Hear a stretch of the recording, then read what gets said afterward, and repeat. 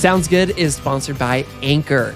If you haven't heard about Anchor, it is the easiest way to make a podcast. When we were first getting started, getting ready to launch Sounds Good in 2015, making a podcast was hard. But now, thanks to Anchor, making a podcast is not only easy, it is fun. Anchor's creation tools allow you to record and edit your podcast right from your phone or your computer. Anchor will distribute your podcast for you so it can be heard on Spotify, Apple Podcasts, and basically everywhere else. And you can make money from your podcast with no minimum listenership. Plus, now you can add any song from Spotify directly to your episodes. Even if you're an OG podcast like ours, you can record and produce your show like you always have, but use Anchor as your host. You'll save money, have a superior hosting experience, and get advanced analytics. Anchor has everything you need to make a podcast all in one place. Download the free Anchor app or go to anchor.fm to get started. One day in 2017, Amy Wolff learned of the suicide rates in her small town of Newberg, Oregon. The numbers just about knocked her out of her chair. She didn't know what to do, but she knew she had to do something. So she and her husband and their 2 children drove around their community and anonymously staked 20 encouraging yard signs with messages like, "Don't give up. You are worthy of love. Your mistakes do not define you." And little did she know that this small act of kindness would snowball into a global movement.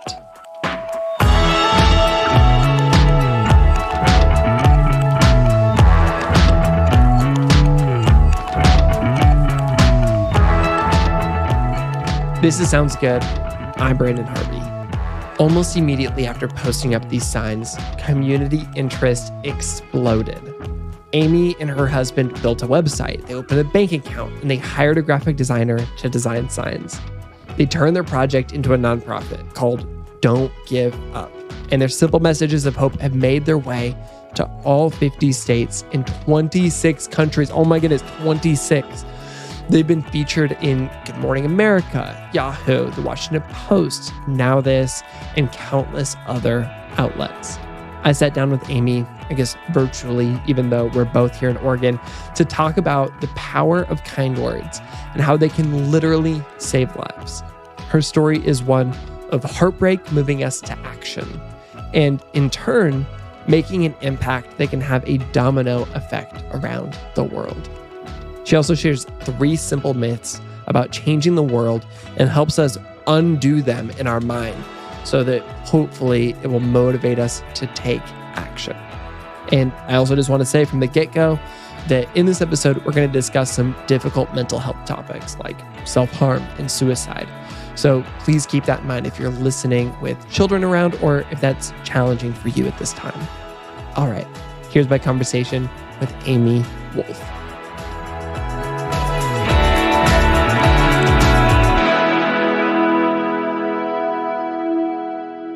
I'd love to just start from the beginning. And what was the message on the first signs you created? Ooh, that's good.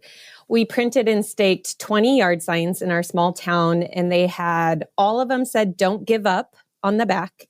And the fronts were 2 different messages. They said, "You are worthy of love," or "Your mistakes don't define you." And why those words? What was the inspiration or the catalyst? Oh, like everyone, Brené Brown. I had just finished reading a book of hers. My favorite is The Gifts of Imperfection. And those truths just were ringing around, bouncing around my head. And so when I felt inspired to print the signs, those were the first messages. And what was going on in your community where you said these words are important, they are needed in this community right now? I was sitting in the family room of a friend. There was 3 or 4 families that we get together every week, and we just do life together, coordinated, facilitated through our church group. And one of our friends is a teacher in the school district, and he had mentioned the suicide rates among the students. And I remember feeling completely helpless in what to do, and also determined not to do nothing. And that's the night that I resolved to take action somehow around a topic that was rather intimidating. I don't suffer from self-harm ideation. I don't struggle with any mental illnesses or challenges. And so I felt very unqualified, but also stubbornly determined to do something and not be apathetic or wait for someone else to do it.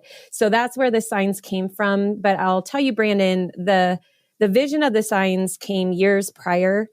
And it really wasn't around mental health. It was this vision of signs that said, don't give up, whether it was cheering someone on going through a divorce or fighting a health diagnosis or trying to kick an addiction. I just thought to myself, how would I feel if I was in the middle of chaos or trauma or heartache and on my way to work and in the middle of nowhere, I see this sign that cheers me on. And so the timing of it was because of the mental health crises that we're still experiencing in our community, but also the messages really were birthed out of a rallying cry for anyone, anywhere.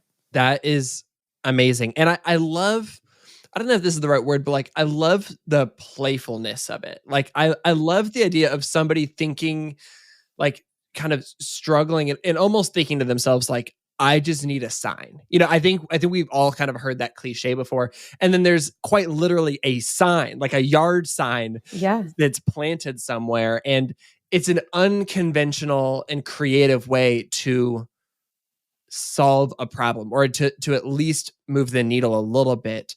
And you said you kind of felt unqualified to be the person to do this. What background did you have? Like, did you have graphic design skills? Did you have yard sign making skills? Like, was there anything you brought to the table where you're like, I have these things? Bachelor's degree in yard signs. Great. No. Classic. Nope. No graphic design background, no formal training on trauma or psychology 101, I think was the most I had learned about human behavior. And so no, nothing, not qualified in the slightest, but my heart was saying, do it anyway. And so I did it anyway, but no, nothing qualified me. In fact, I remember I put the signs in my trunk. My kids got loaded up in the car. My husband got in the driver's seat. And I thought to myself, this is the dumbest idea. Yard signs won't help anyone. Like, who do I think I am? And luckily I was going to do it anonymously. So it didn't matter if they sucked. I wouldn't know. And then within hours on online platforms, people started saying, where did these signs come from? I want one in my yard. Oh my gosh, this was a sign at the right place at the right time for me. And that's when we kind of came out of the woodwork and said, it was us. If you want to order signs, we'll order more. And it blew up big time and became a global movement. And so it really taught me, what qualifies us to help each other? What qualifies us to take action? Just love and resilience. And I'm certainly not perfect. I have my own kind of challenges. And yet we link arms and we go through this messy life together. That's so beautiful because you truly have created this global movement. And I love that you didn't come in with a great deal of confidence, because I know from the times where I've tried to make a difference, where I've tried to start something new, I did not feel confident either. When I started Good, I genuinely was like, this is the dumbest idea ever. But I have to that try too? It. Yes, 100%. And I mean, I still think it's a dumb idea to make print newspapers filled with good news. I think everybody does, but for some reason they are effective and they help. Why? Why do you think it works? Why do you think it's successful? Because I've had to reflect on that too. Like, why this? Why these words? So why do you think the newspaper? I think that our brains have this crazy thing that makes it so that bad news sticks to our brains easier and good news doesn't. And I think that when you do something bizarre, something weird, something outside the box, it helps subvert that in our minds. So part of it is just that the medium actually allows us to absorb good news better. I think the other thing is, for at least our community, we have a value system where we believe in the power of celebrating the good in the world, but also taking action. But those are things that are very internal. And it's so nice to have a physical manifestation of this thing you believe in. And I think that's true for you too. Yes, that's how I feel too. Yeah. I think that people believe in these words, but those words have to stay in your brain. And sometimes you get to say them to somebody at the right moment. But what if you have a way to show that that is what you believe in a public way that is selfless? You know, you're putting those yard signs out in a way that's not like nobody benefits from the yard sign being out there except for the people who need the message. And I think that's really powerful. We don't even make money off the product. Literally, we sell everything at cost. No one is profiting. It's all for the goodness of trying to cheer each other on in life. You know, there's a flip side to what you said, and it is selfless. And then we get these messages. I remember one was from a local woman here near my town of Newberg, Oregon, who said, I just got diagnosed with cancer and I ordered a sign and I stuck it in my own freaking front yard because I need to look out my window and remind myself, don't give up. Don't give up the fight. You fight this and I need it for me. And I thought, what a beautiful, beautiful example of how we should not just be givers of hope, but takers, that we would be both is incredibly powerful. And so I hear stories like that often of I wear my wristband for me. And then when I hear someone's having a hard day, I take off my wristband and give it to them that says, you matter. But then I put one back on my wrist for me and I just replenish the stock because we need it too. That is so remarkable. And that's a good reminder too. Like, I think that sometimes we think that we have to be 100% altruistic. And I think there's something really valuable about, I mean, ultimately what that is that's proactive self-care. It's showing up for yourself ahead of the moments where you might be at your lowest. And I think that's really valuable. Yeah, I remember one woman, I think in the Midwest somewhere, was a nurse at a hospital, and she reached out to us and said, my patients are suffering, and so many of them come to us after harming themselves. I bought your signs, and I got permission to stake these signs that say, you are enough, you got this, you matter, along our drive into our institution.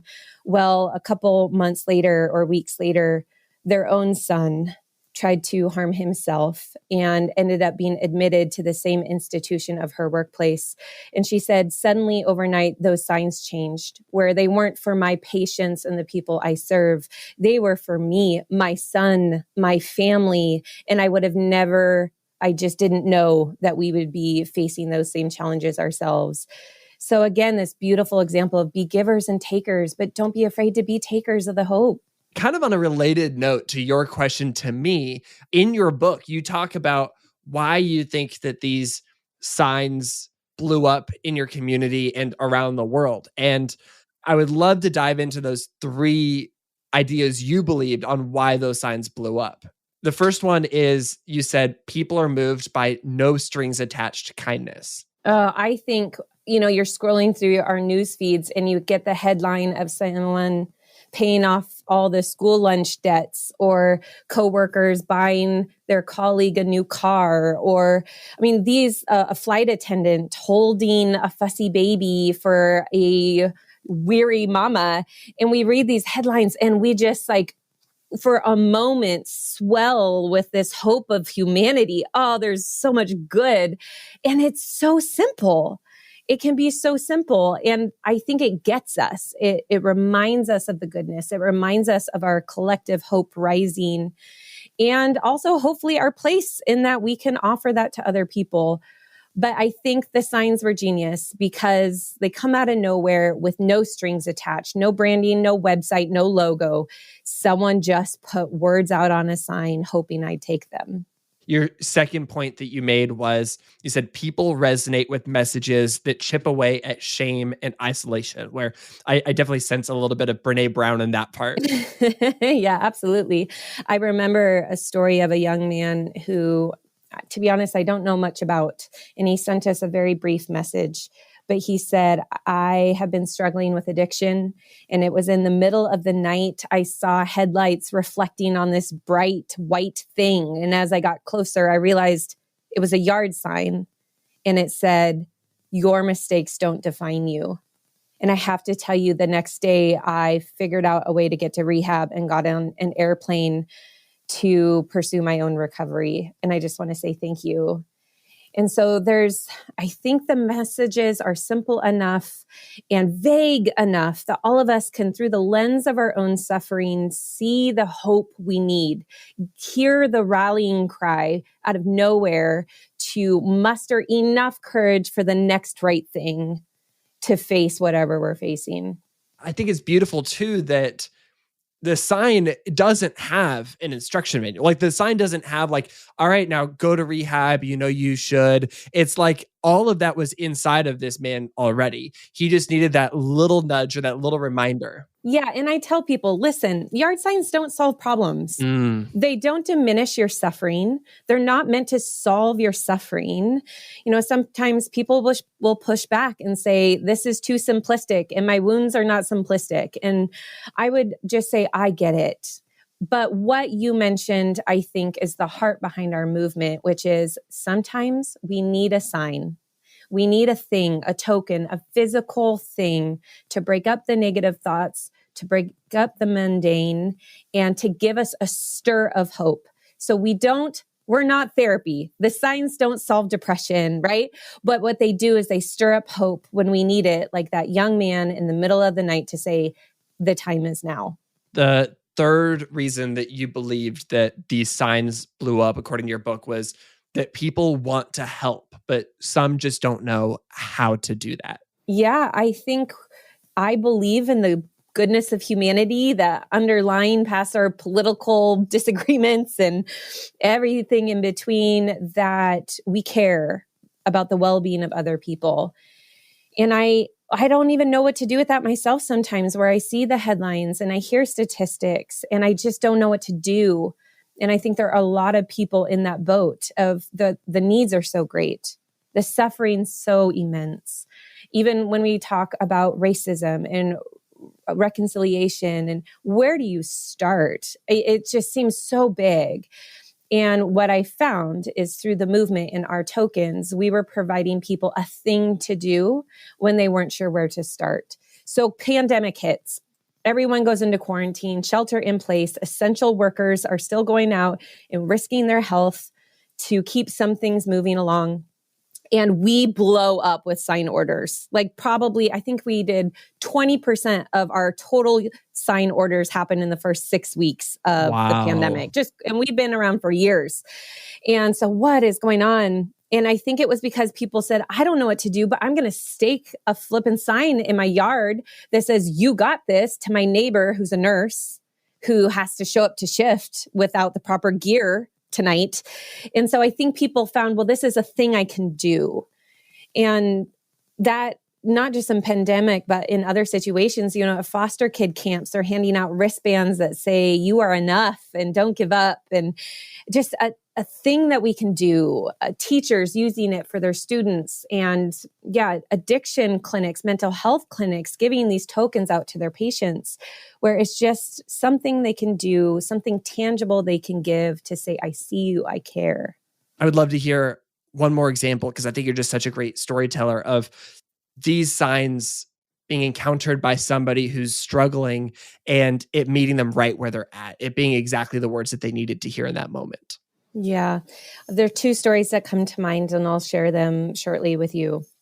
The first is a woman, her neighbor had a yard sign in their yard that said, you are worthy of love.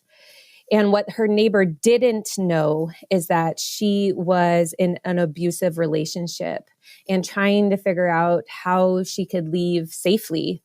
And so for weeks and weeks and months was stirring her courage to move out of this abusive relationship. And here was a sign in her neighbor's yard saying, you are worthy. You are worthy. You are worthy of love. And her neighbor eventually shared with her, I left the abusive relationship and I have to thank you. Your signs stirred up my courage to do so. And the second story I'll share is one actually that I start the book with. It happened just a few months after we staked our very first signs. There was a man in Salem, Oregon, He was going to pick up a pizza for dinner for his family, but he had been struggling with severe depression for about 7 years. He picked up the pizza and on the drive home decided that tonight was the night he was going to end his life. He took a nostalgic route home, one that had memories for him as a little boy. And it was on that different route home, he saw something that startled him. In fact, he pulled over his car in disbelief. It was a sign that said, "Don't give up." And when he looked in the rearview mirror, he saw the words on the back of the sign, "You matter." He said he felt overwhelmed with shame that he'd even have these disparaging thoughts, but then also this renewed sense of purpose and hope. So instead of going home and harming himself, he told his family how deeply he was suffering. Then every day he changed his route to work. So he drove by his sign as a reminder, a daily reminder.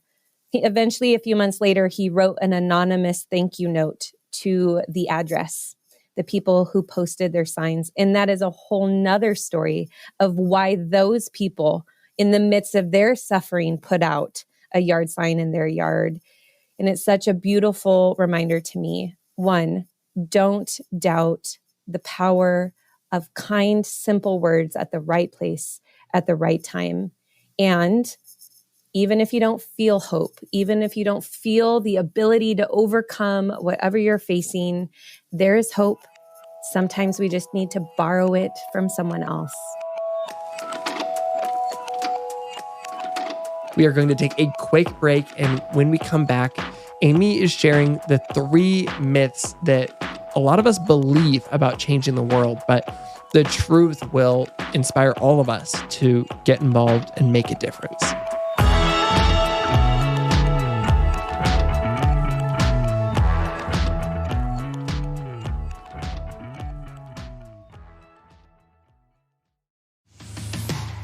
Sounds Good is sponsored by BetterHelp. Whether you feel overwhelmed by the news, you're working through interpersonal relationships, you're unpacking trauma, or you just need someone to talk to, BetterHelp is a fantastic solution for you.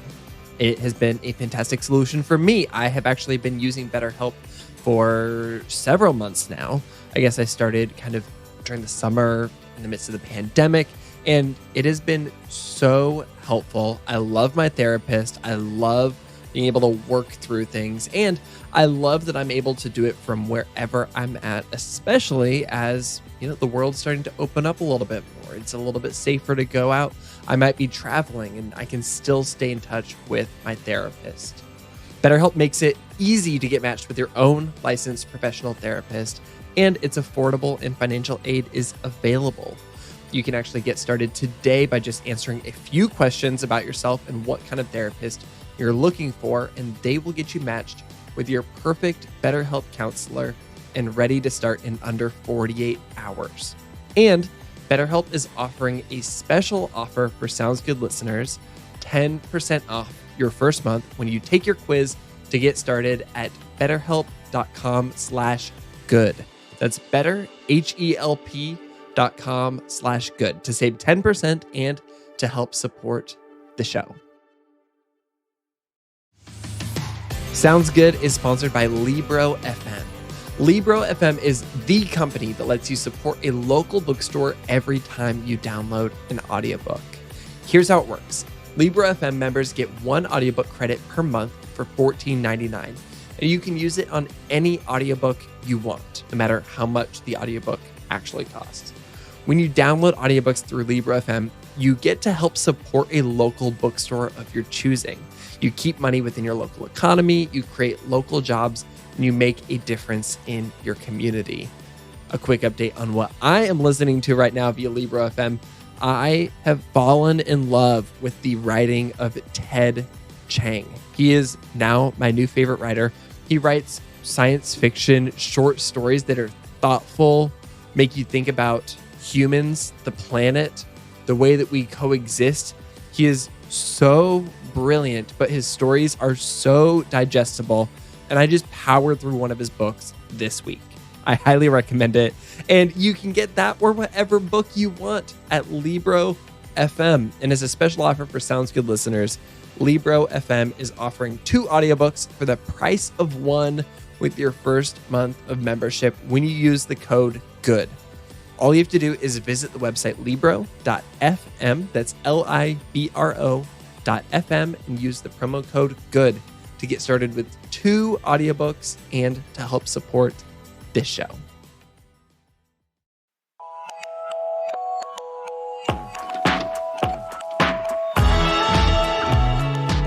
So another thing that I loved in your book, you dove into this this chapter where you explained the 3 myths of changing the world. And I know that I want to make a difference in the world. I know that our listeners want to make a difference in the world, but sometimes it feels challenging or difficult. And so I would love to dive into these 3 myths so that we can better understand how to do this and the internal resistance that we're all facing. And so the first myth was small acts are insignificant. Tell me a little bit about that. Yes, lie. They are not insignificant. Well, we briefly talked about that, how these no strings attached acts of kindness, even to strangers, we can recall it years later, witnessing this beautiful exchange between strangers on the side of the road, or the time when we ran out of gas and a stranger pulled over and helped us. And we remember for so long, and it was so simple. And so I think that we butt up against that. It's not big enough. I don't have enough money. I don't have a big enough platform to do this big good I want to do. And I would just say, well, hogwash. You can do the small things and they matter. One of the things I've had to be careful about in accidentally starting a global movement is to not discount the small things I do in my personal life, to say, oh, I'm doing enough with this big thing over here, this nonprofit, but to stay active with my radar on the small things I can still do in my personal life, especially when I encounter people with needs. So I'm constantly trying to adopt that mindset that the small things matter. That's such a good reminder, because I love systemic change. Like, that's the big thing that I've been learning so much about over the last year, is how do we uproot systems? But sometimes I do have that thing where I'm like, okay, I'm working hard to call my elected representatives to make them create systemic solutions for example, my neighbors experiencing homelessness. And I'll do that to a point where I'm neglecting my own neighbors who sleep outside. And what an opportunity to be reminded to do both, and that the small acts are meaningful and important, and I should continue to do them. Yeah, it would be too bad if we aimed big and high and didn't notice the need right in front of us, right next to us. Number 2, the second myth of changing the world is that somebody else will do it. Ugh, this is convicting. It also can produce guilt, and certainly I don't want to do that. But I think the idea here is, who am I? That's what I felt. That's what you felt in starting the newspaper. Is this is dumb. Will this really do any good? And yet it has, your paper and our products. I think sometimes we put people on a pedestal who do the big, good things. And it's easy to say, well, surely it's because they have that resource. They have those connections, and we count ourselves out. And I have been challenged in witnessing the goodness of humanity through this movement, that it's not these big philanthropists and huge influencers that are going to meet all the needs. It's us. It's us in our communities, in our neighborhoods, in our families, with our friends. That is beautiful. And number 3, the third myth of changing the world is I'm too busy. Yeah. So let me tell you about busyness. I wear it like a badge of honor. And it is a way that I make myself feel more important than I am by how busy my calendar is. And that has been a really rude awakening in the pandemic, when my calendar doesn't look the same as it did before, because I have my day job of a speaker coach and working with corporations and speakers and TED Talk speakers, providing speaker coach. And then suddenly this nonprofit movement that began grassroots, that became a thing while parenting my 2 young daughters, while volunteering to teach Sunday school in church, while leading teams to Rwanda. And I could have easily said, wow, just too much, too busy. My plate is too full. And I want to just call out the elephant in the room. We shouldn't eliminate all margin in our life. I have tried to implement a weekly Sabbat in the Jewish tradition of a day of rest, and it was been really, really hard. But that it's important, right? It's important to be filled up so that we can pour out, but we can still pour out. And I don't think we're too busy to write someone a card and put it in the mail. And we're not too busy to FaceTime our grandmas. And we're not too busy to stop and ask a neighbor how their son is doing after an accident. I think our radars need to stay on, and we might just convince ourselves of the lie we're too busy if we're not careful. So helpful. I think. Can I say something real fast? Please do. Okay. Because you've said it a few times and I cringe every time. The subtitle of my book, Brandon, I hated it. It's, what is it? How love can change the world. How small acts of love can change your world. Oh, barf. So this is it's so cliche. Let me try to give my publishers a different subtitle. And then I realized, oh no, pretty much all subtitles are cliche. Okay, we'll run with it. But I really resist that phrase of changing the world because there's so much pressure and it does sound so cliche. But what I have learned in this movement is that we can change things. Like you said, you can call representatives. You can pay the rent for your neighbor. We can do these things. And we don't have to call it changing the world, but certainly you can change your corner of it. And it's not hard. You don't have to have your stuff together. You don't have to be perfect. Come with your wounds. We don't need perfect superheroes and capes. We just need each other to show up, seeing each other, willing to do something.